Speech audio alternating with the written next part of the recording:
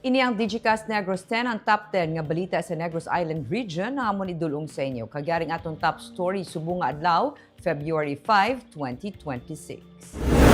PNP nagsiling nga na miscalculate sang driver ang rason sa pagkahulog sang truck sa Banglid nga ginkamatay sang Siam sa Bayawan City. Mga LGU ginapahanda sa mabunok nga ulan nga dala sang Bagyo Basyang. Mga klase suspendido, biyahe sa mga fast craft kag Roro kanselado na.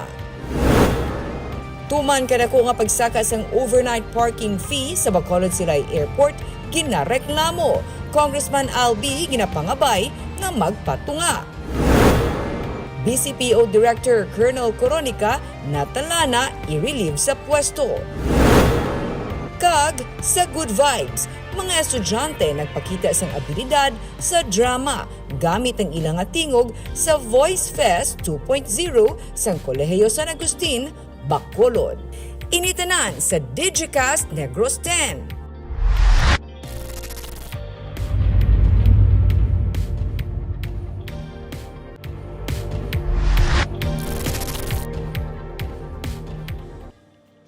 Sa number 10, mga mangunguma ginaabisuhan nga amligan ang kasapatan sa mabunok nga ulan dala sang Bagyo Basyang.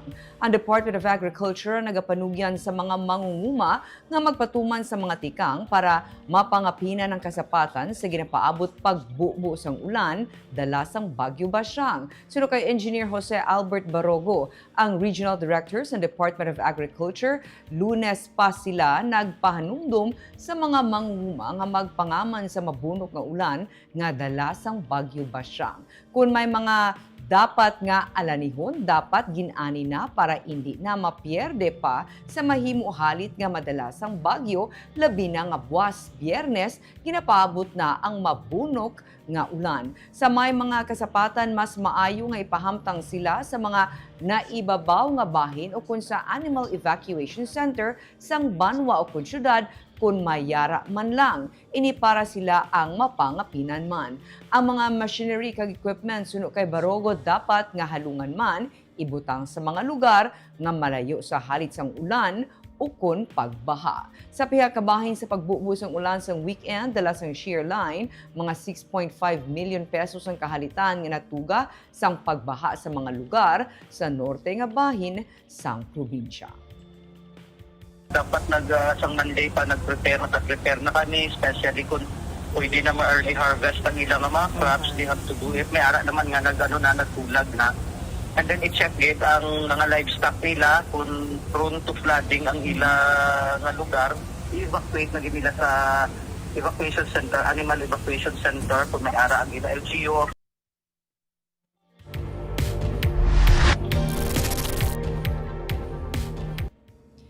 Sa number 9, naglawig sang 6 minutos ang pagbuga sang abo sang bulkan Kanlaon sang Miyerkules. Kinsiling ni Marie Adeline Quincha, ang resident volcanologist, 1:44 p.m. kahapon, nagsugod sang pagbuga sang abo kag naglawig tubtub 1:50 p.m.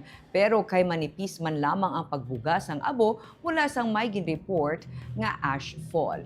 Ang ginbuga nga plume sini nagsaka sa tubtub 500 meters kag anom naman ka volcanic quakes ang na-record sa Bulkan Kanlaon. Sa ginapaabot nga pagtupa sang mabunok nga ulan, buwas suno kay Quincha, banantayan man ang posible landslide gikan sa bukid sang Kanlaon, labi na nga damlag pa sang mag-igo ang Bagyo Tino na tabo na ini. Tanaw naton is that ining mga kumbaga after Tino ma'am no medyo nagpanaog ang mga materials halin sa babaw sang bulkan kag actually ning mga materials nga ini no pwede nga hindi siya sang cause sang after or post eruption kundi ang mga kwan ma'am no mga landslides diri sa kilid sang aton nga bulkan. So bisan ang mga landslides dabi pwede na siya kumbaga na scratch niyang surface sang aton nga bulkan kag ang mga ng materials palanaog diri sa idalom. So ang ginabantayan naton kung sobra ka taas ang sang rainfall pareho sang natabo sang bagyong Tino, hindi siya pwede maka-cause sang mga landslides man sa area.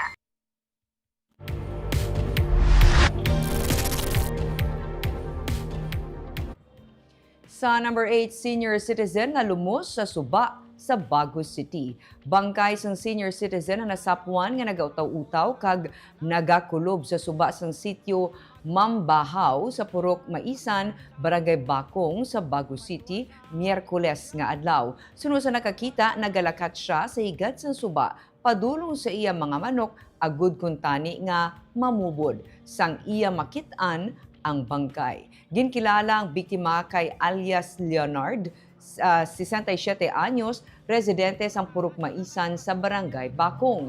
Base sa impormasyon nga nakuha sa kapulisan sa batas ng biktima, Pebrero 3 sang gindulong ni alias Tongkwa ang biktima sa iya balay bangod sang kahulugbon.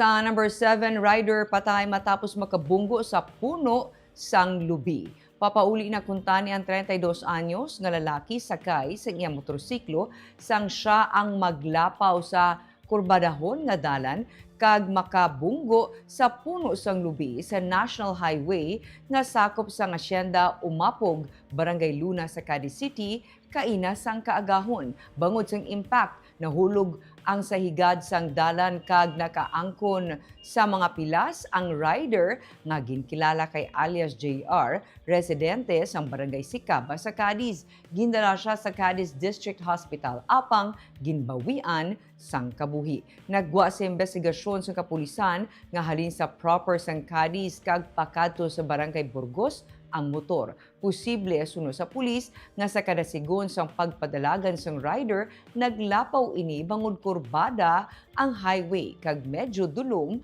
ang lugar. Suno sa pulis, upod sang rider ang iya mga barkada nga nagasakay man sa ilatag sa ka mga motor sang magluntad ang insidente.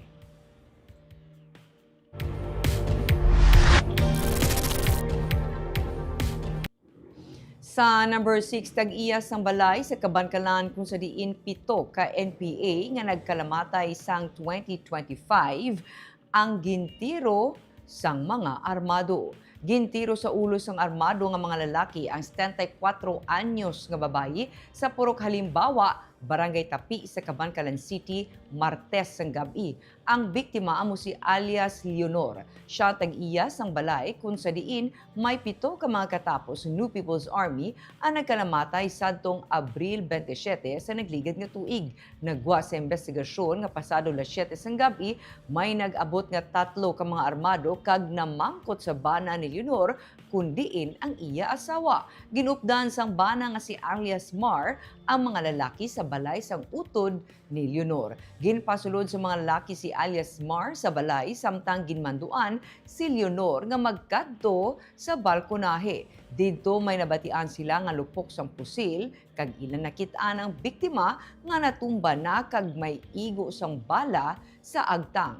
Na-recover sa crime scene ang basyo sang 9mm. Ginsiling ni Lieutenant Colonel Gary Alan Resuma, ang hepe ng Cabancalan City PNP, na nagapabilin nga unidentified ang 3 ka mga suspect kag padayon pang ila investigasyon sa insidente.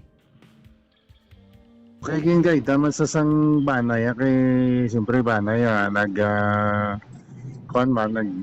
ipamagkutan, wala man niya knowing amutog rin mo sa 3, pinupdan niya to sa balay.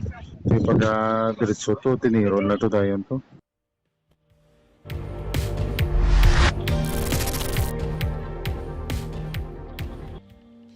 Sa number 5, ang Executive Assistant to the Governor kag Provincial Public Information Officer nga si Charina Magallanes Tan ang magaserbe nga Festival Director sang Panaad Festival sini nga tuig. Inyang ginsiling ni Provincial Administrator Rayfrando Diaz. Sa nagdigit nga tuig si Magallanes Tanman ang nagserbe nga Festival Director sa Panaad. Natalana sa April 13 to 19 ang selebrasyon sang 30th Panaad sa Negros Festival. Sang Miyerkules, ginpatigayo ng first LGU and Executive Committee meeting. Sunod kay Diaz, ang mga committee heads kag coordinators ang ginpang-appoint na. Sa karon nga tuig ang festival dance competition para sa mga syudad kag banwa ang patigayunon sa separado nga mga gabi. Sa tuanay ginapatigayon ini tanan sa isa lamang ka gabi.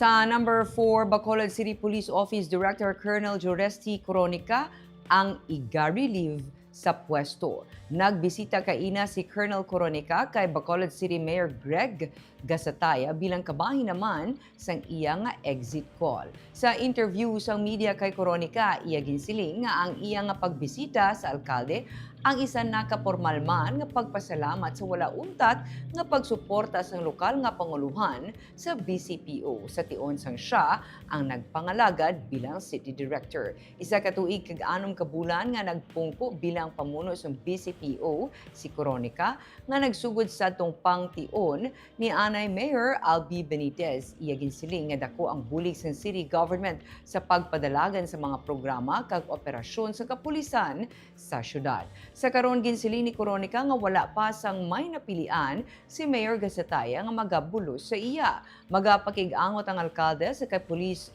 Regional Office Director Thomas Ibay kag kun may napilian na ini ginapaabot ang iya nga relief order. Yes, mapilian na si Mayor, then the Mayor will communicate to PRO NIR kung sino napili niya, and that's the time na mag-issue order, relieving me as CDBCPO and designating somebody as my replacement, whether OIC or in full capacity as City Director.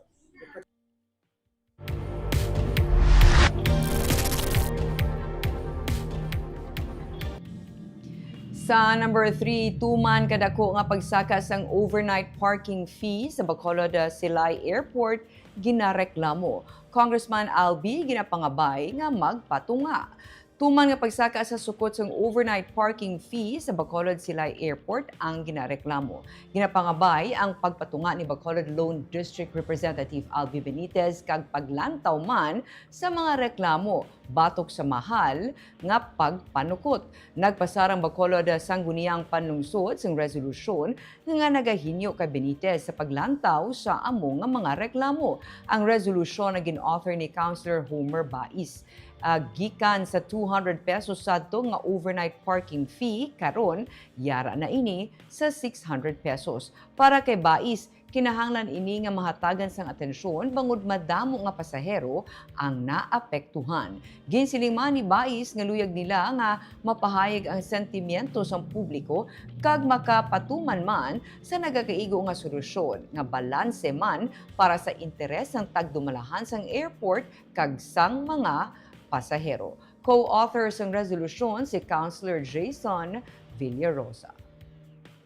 Na-surprise kami, it's because wala man sila mag-introduce na improvement. Although ang facility, ang structure sa airport naging repair gid Manila. But ang ila parking is just an open air. Why is it nga ma-charge ka mo that much kung mag-overnight 600 pesos? Although may per hour man sila nga rate.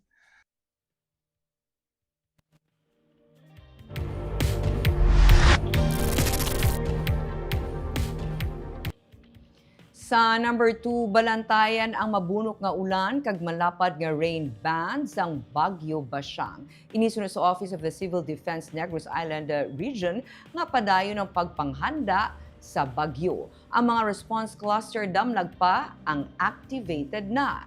Nagbulubaskog ang Bagyo Basyang samtang iniya nagapalapit sa Eastern Mindanao. Ang sentro sa bagyo as of 4 p.m. ang yara sa 150 kilometers east sang Hinatuan, Surigao del Sur. Yara sa 75 kilometers per hour ang maximum sustained winds sini malapit sa sentro. Kag tubtub naman sa 90 kilometers per hour ang pagmadlo sini. Sa Negros Island region ng Siquijor, southern portions ng Negros Oriental kag southern portions ng Negros Occidental ang yara na sa Tropical Wind Signal number 2. Yara naman sa Tropical Wind Signal number 1 ang nabilin nga bahin sa Negros Oriental kag Negros Occidental. Sino kay Director Donato Sermeno III, ang pag-asa mismo nag-aabiso nga bisan pa diin mag-agi ang sentro sang bagyo, dapat ang tanan nagahanda. Ang bilog ng Negros Island region na sakop sa alagyan o kung sa cone sang bagyo. Pero Biyernes ang hapon, kinapaabot ang pagbubo sang ulan. Subong nga Webes, 18 ka mga LGU sa Negros Occidental, lakip ng Bacolod City, ang nagsuspend sang klase.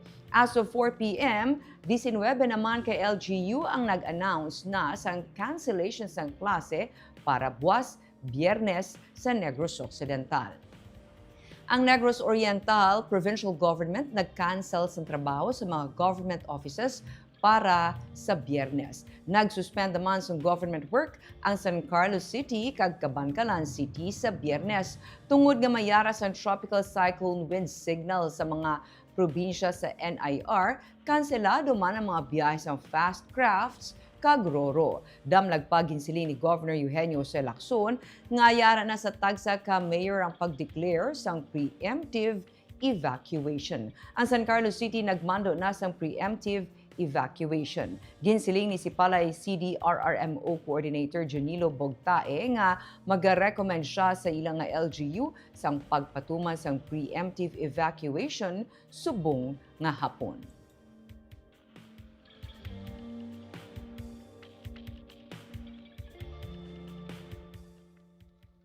Gina-expect kita sang damo nga amount of rain. So magdagina sang pag-asa regardless kung diin maagi ang sentro sang sang bagyo, pero ang ulan ay lapad gawang rain band. Amo nang pantayan naton. So nag-advise ng kita halin pa kahapon sa mga concerned LGUs na preemptive evacuation na mag-implement.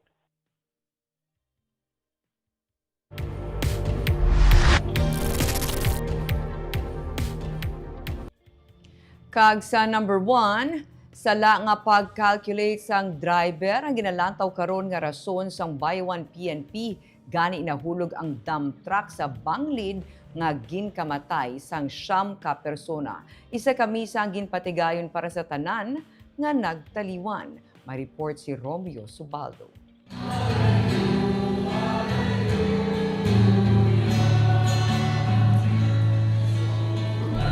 Dungan nga ginmisahan ang samtanan ka mga patay sa gym sa Barangay Villarreal sa Bayawan City sa Negros Oriental antes dalon mapauli sang tagsa ka pamilya sa ilang mga lugar. Si Marian Arsenias ini sa gihapon makapati nga ang iya ikaduha nga anak nga si Warren ang isa sa mga napatay bangod sang pagkahulog sa ginasakyan nila nga dump truck sa Banglid sa Barangay Kalamtukan 11 sang aga sang kahapon. Automotive ang kurso sang iya nga anak gani sa Engineering Department sang City Agriculture Office siya naga-on-the-job training.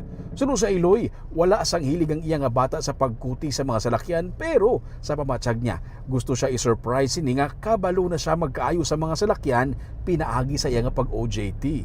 Ayo ang daot nga mga salakyan. So naanagid siya na, ano gid ba, na-learn gid ay, ano sa iyang OJT. Pero wala pa na niya na mo ikuan. Istorya nga nanabi ko nahibaluan gamay, pero iyara daga ita ko i-surprise aning bataa ba. Bag-ulang nakadulong sang krudo sang heavy equipment sa Warren kagang 8 ka mga empleyado sang City Agriculture sa katupad nga barangay sa mag-awas ang salakyan sa Banglid. Sa investigasyon sang PNP, posible nagsala ang pag-calculate sang driver sa nagakurbada nga dalan gani nag-awas sila sa kilid kag nagrekta sa kilid sang sapa. Na nasa atin pa is makaka-conclude makakapagsabi tayo based doon sa nasa atin lang is talagang na-overshoot po siya. No, na-overshoot po si at saka baka nagkaroon din ng miscalculation yung driver doon sa sasakyan na ginagamit niya. So, kaya po siguro nakulog doon. Okay. So, Ginakabig sang PNP nga accident-prone area ang lugar. Last year, may motor nga nabunggo sa kahoy sa higad sang highway kag may napatay nga minor de edad. Ang iya nga mga himata nagpangsunog sa mga pagkabutang sa mga napatay sa pagpati nga mahimo-mahimo sa ilang nga mga kalagpin agi sini. May pamilya man sang napatay sa kahapon nga nagsindi sa kandila sa mismo lugar nga nahulugan sang truck. Suno sa kay Mayor John Raymond Jr., plano nila nga butangan sang baral ang higad sang highway. Yeah, we will look into it. We have about 300 kilometers of barangay and city roads in the city of Bayawan. So we have to look into it on how the LGU, the city government of Bayawan, on that put barriers and also kung ano rin matulong under the national government, if you can ask also. Magluwas sa paggasto sa palubong sa mga napatay, plano man sang LGU nga paeskwelahon ang mga kabataan sang mga napatay nga mga empleyado. Romeo Subaldo para sa Digicast Negros.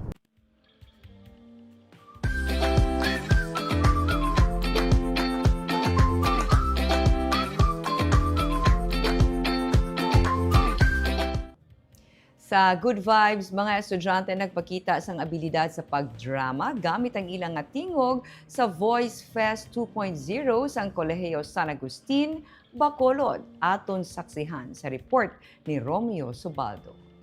Kamo nakapamati sa panaysayon ng kintiguluhan.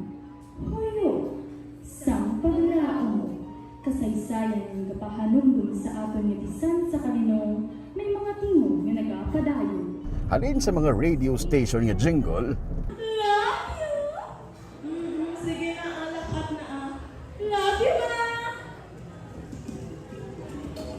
Yes, sir. Nasiguran ko na. Oo, nag-aas. Yes, sir. Ipasa ko na, sir, boss. pakadto sa sound effects. Lagi na, how? Kada adlaw, tanalabas ng plastic ang ginatugan sa ato. Hindi gali ako si Vicky. Hindi ko lang, kanadig na Mars. Or naman sana. Kag tingog sa mga karakter sa istorya kuha sang sini nga mga estudyante sa radio drama competition sa Voice Fest 2.0 sa Kolehiyo San Agustin, Bacolod. Bisan sa lamharon nga edad nga exposed na sa iban nga klase sang entertainment, ginpakita sa mga estudyante nga makasarang man sila mag-perform sang drama sa radyo. Nangin third runner-up ang CSAB. Sa kagamay ng butang, dayon mo kay nante. Malakat ko nainit na gipya sa imo. Diin ka naman makadto. Bago ka lang hindi ka abot. Wala ka sa nabot, malayas ko. Second runner-up ang Negros Occidental High School.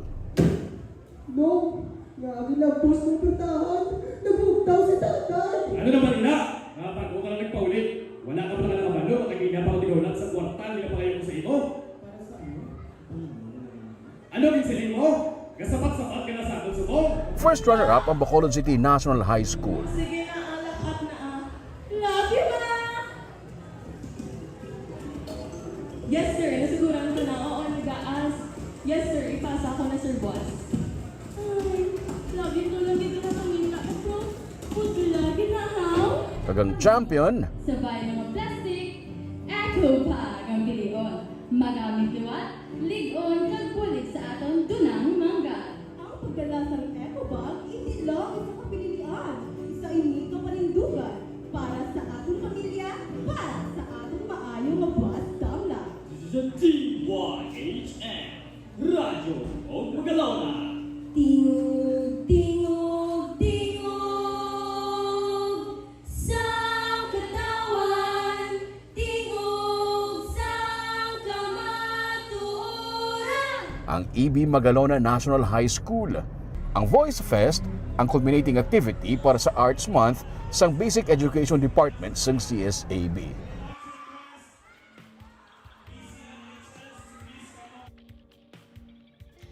Kag of course, kita naga-shoutout sa ating mga live viewers kay Miss Maricon Gamboa Hayashi. Good evening, Miss Barbara and Digicast watching from Japan. Shout out daw and happy birthday to Dr. Bonbon Yamado of Silay City Health. Kay Miss Gloria Bantigue, good afternoon, Ma'am Barbara Mijares watching live from Pulupandan. Keep safe, everyone. Yes, amo ginanaga dumduman naton ang advice ang aton nga authorities. Always keep safe, labi na nga may bagyo ang ara subong sa aton nagaapekto sa province. Hi kay Sir Nene Grande, ato ni suki si Sir Nene. And of course, kay Ray Ramos. Good afternoon, Sir Roming and Miss Barbara, watching here at Terrace Homes, Barangay Takuling. Si Sir Nene kapilagi nagsenda. Hi, Sir. Kay Jessery Garucha Hevero, maayong hapon, Ma'am Barbara. Good. God bless everyone. Maghalong gid ang tanan. Yes, halong kita tanan. Please shout out kay Zoe kag Chase. Hello kay Zoe and Chase. Jennifer Hukal Gustilo. Good afternoon, Digicast Negros. Ilabinagid sa Familia Gustilo Hukal Mijares. Watching from Japan. Ay ba si relatives? Kami ni pa shout out siya sa Family Mijares. Hello, Gid, Sir Jennifer. Kagamuyaton top 10 stories of the day. Tub-tub was. Ako si Barbara Mijares. Maayong gabi.